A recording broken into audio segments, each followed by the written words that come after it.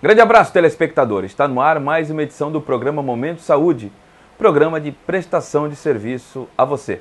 Hoje estamos recebendo mais uma vez o teólogo Adiel Fernandes, ele que em um programa passado falou sobre hipnose e hoje vamos falar sobre depressão.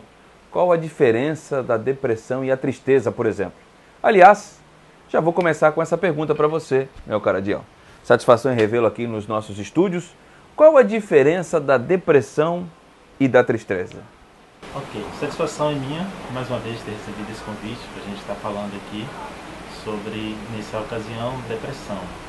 A diferença de depressão para tristeza é que tristeza, ela faz parte do ser humano. Todos nós sentimos a tristeza. Tem momentos em que identificamos alguma coisa dentro de nós, ocasionado por uma perda, ocasionado por questões externas, outras, ou por questões internas nossa, que está sendo mal resolvida. E diante dessa constatação, nós sentimos essa tristeza, nós sentimos essa falta, tentamos buscar e não temos, e sentimos então aquilo que nós denominamos de tristeza. De modo que a tristeza ela é muito passageira em relação à depressão. A tristeza a gente fica por um determinado tempo. Ela não se instala na nossa vida e se arrasta por dias, por meses e por anos. Diferentemente da depressão. A depressão ela se instala na vida de uma pessoa e que inicialmente confunde com essa tristeza e que a pessoa vai cada vez mais perdendo a sua vontade de viver, vai cada vez mais perdendo esse apetite pela vida e vai então se isolando do seu meio social, desse convívio com as pessoas, do seu trabalho, do seu convívio familiar e então vai se instalando aquilo que é conhecido como depressão. Então, basicamente, a diferença está na sua intensidade e também está na sua duração. Você falou da hipnose na semana passada, falou até sobre os tratamentos. Tem tratamento para a depressão, Adiel? Essa é uma boa pergunta, Tino, porque a questão da depressão e que assim ainda tem muita coisa a descobrir, a estudar sobre a depressão, algumas pessoas dizem que em determinados casos a pessoa vai conviver com a depressão, ela vai ter que saber lidar com a depressão ao longo da sua vida. Outras pessoas superam a depressão no primeiro episódio. E é bom dizer aqui e aproveitar para informar que o seguinte, estudos revelam e aí, que 50% das pessoas que tiveram depressão, elas terão o segundo episódio de depressão.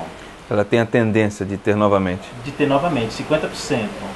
Dessas 50%, alguns dizem, algumas literaturas nós encontramos de 70% a 90%, outros de 80% a 90% desses 50% terão então um outro quadro depressivo e que daí em diante vai ter que viver ou conviver com a depressão ao longo da sua vida. Então, observe que a depressão no primeiro momento, quando ela não é bem resolvida, 50% de chance para a pessoa ter o segundo episódio. Quando tem o segundo, aumenta ainda mais, sai de 50%, vai para 70%, 80% e 90% de ter o terceiro episódio, e quando tem o terceiro episódio, a pessoa então fica nessa vida aí, vivendo com essa depressão, ou no estado, no quadro depressivo.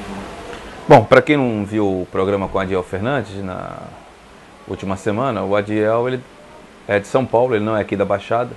Ele veio especificamente na semana passada para gravar aqui com a TV Câmara e também está retornando hoje justamente para isso.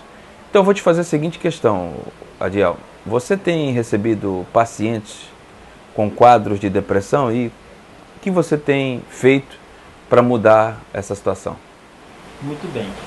Eu tenho pessoas com esse quadro, com esse histórico 10. De depressão. E é interessante que uma dessas pessoas é alguém que já passou de 60 anos de idade. E só foi ter depressão agora na terceira idade? Ou ele já vinha de quadros repetitivos? De quadros repetitivos. Perfeito. Já vinha de quadros repetitivos e agora com a aposentadoria, se acentuou. com a mudança, então assim, novamente voltou e aí assim, está tendo acompanhamento com o psiquiatra, tomando os medicamentos e fazendo a terapia. Assim, vai variar muito de caso para caso, não tem como a gente formatar, sistematizar um caso e desse caso a gente repetir isso com outros pacientes. Eu sempre entendo que a melhor forma, e aí a terapia é exatamente essa forma, que tem como remédio para aliviar, pelo menos, se não curar, as feridas, as doenças da alma, a fala. Então, pelo fato do paciente, pelo fato da pessoa conversar sobre os seus dramas que estão ligados intimamente ou não sobre os fatos da sua vida ou da depressão, já é um grande remédio para essa pessoa. Adiel, só para o telespectador até ficar ciente, você tem um consultório lá na capital e você atende que tipos de pacientes especificamente? Eu tenho pacientes que têm um transtorno de ansiedade generalizada, o TAG. Eu tenho uma paciente que tem também o transtorno, a síndrome do pânico. Tem crescido bastante o número de pessoas com a síndrome do pânico, não, Adiel? Ou é impressão minha? Tem. E falando sobre a questão da depressão, a Organização Mundial de Saúde prevê que em 2020 a depressão ela só vai perder para a doença cardíaca. Caso contrário, vai ser a segunda maior doença que assola o planeta. Exato. E os índices estão concentrados nas grandes cidades. Nossa Senhora.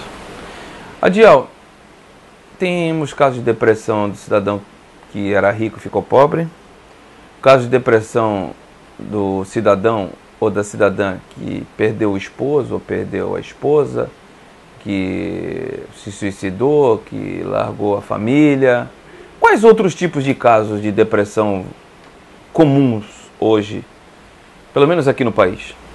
Olha só, a questão da depressão, ela, como você colocou, tem vários fatores.